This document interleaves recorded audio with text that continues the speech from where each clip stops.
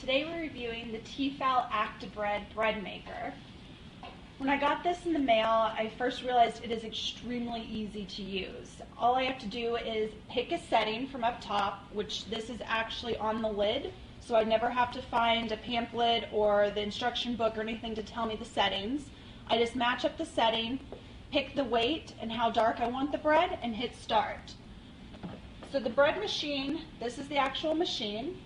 It comes with the little container to make the bread, the paddle that is removable,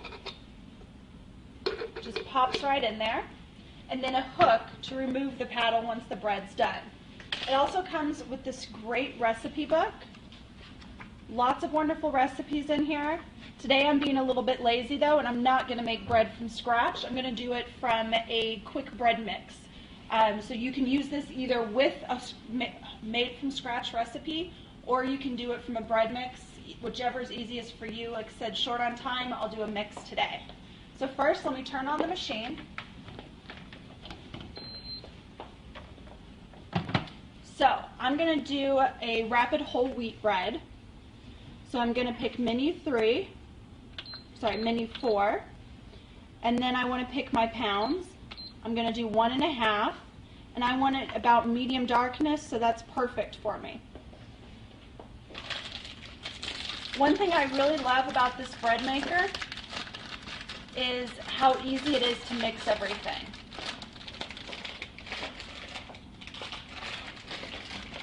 So first thing for making the bread, I'm going to add the dry mix to the bread making bowl. I'm going to add the yeast packet. It called for 2 tablespoons of butter that I just cut up to make it a little bit easier to mix, and 1 cup of warm water. Notice I'm not going to do any kneading or anything like that. All I'm going to do is just put it into the container and lock it into place. Once I've done that, I close the lid and I hit start. Your red indicator light comes on, and the machine starts kneading the bread, and that's the noise you'll start hearing as the paddle turns. So it tells me I have 2 hours and 5 minutes left. Now I can go do a load of laundry and get the house clean, and we'll come back and the bread will be done. So the ActiBread beeped at us and the light's flashing. The timer shows 0 left, which means the bread is done.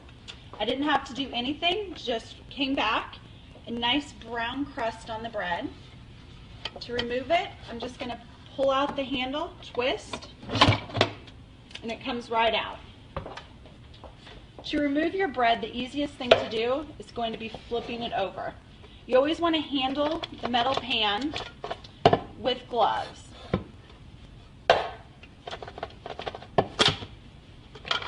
There we go. The bread comes out nice and easy.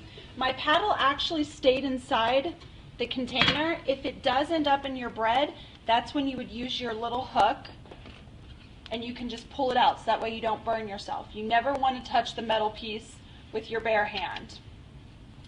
So here is my beautiful loaf of bread.